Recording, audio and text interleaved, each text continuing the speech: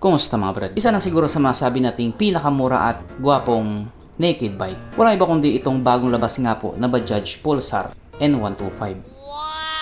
Kitang-kita naman sa itsura niya, hindi na natin pwedeng pagtalunan yan. Kaya kung ikaw nga po yung taong mahilig or trip yung ganitong klaseng motor na naked bike, pwede mo i-consider itong motor na ito. Saan ka pa?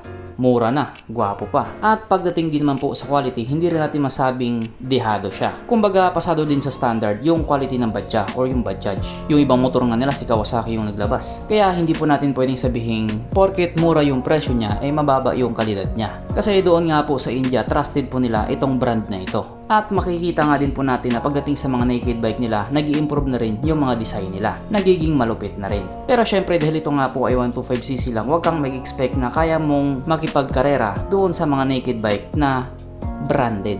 Yun nga po yung tawag nila, branded ko no. Kumbaga dito nga po sa Pulsar N125, tamang papogi lang. Syempre kayang-kaya ka pa din yung dalhin kahit saan mo gustong pumunta. Kaya panalong-panalo ka na dito. Ito nga po ay merong 124.6 cubic cm engine displacement, 4-stroke single cylinder, single overhead cam with 2 valves. Fuel injected at ito po ay naka-air-cooled. Naka-air-cooled na siya kasi mababa lang naman yung compression ratio niya na 9.8:1 nga po. Pero panis pa rin siya sa Honda Click 125. Pagdating nga po sa kanyang power, ito pa ay merong 11.8 horsepower at 8,500 RPM, 11 Nm of torque at 6,000 RPM.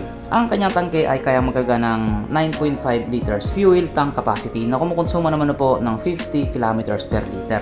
Matipid po yun, kaya kung gagamitin mo ito sa pang long ride, siguradong malayo yung mararating mo. Ang sukat ng kanyang gulong 80/100/17 sa harap at 110/80/70 naman sa likuran. Pagdating naman po sa kanyang braking system, ito po ay naka-disc brake sa harap at drum brake pa din po sa likuran. At wala po itong ABS, syempre. Sa ganung presyo ba naman maghahanap ka pa ng ABS? Walang ganun, Brad. Ang ilaw nga po sa motor na ito naka-LED na po. At isa nga po sa nagdala ng angas sa kanya, walang iba kundi yung kanyang headlight. Kaso ang pangit ng stock side mirror niya.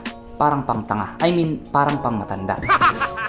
Ang kanyang gauge panel ito po ay naka-LCD display na maganda din naman yung pagkakagawa nila. At nga pala ito po ay 5-speed lamang. Subalit doon nga po sa ganung presyo niya, ganun lang din po yung laman ng makina niya. Para sa akin, tugma lang din naman. Mas mura pa nga eh. At itong motor nga din po na ito ay may kabuuang bigat na 125 kilograms. So para nga po sa isang 125cc na naked bike na ganyan yung itsura, sakto lang din yung bigat niya. Kaya ikaw kung sa tingin mo gusto mo itong motor na ito, birahin mo na. Hindi ka nalugi sa 79,888 pesos. Yes po, yun nga po yung presyo niya. 79,888 pesos. O diba, kung may 80,000 ka, may sukli ka pa.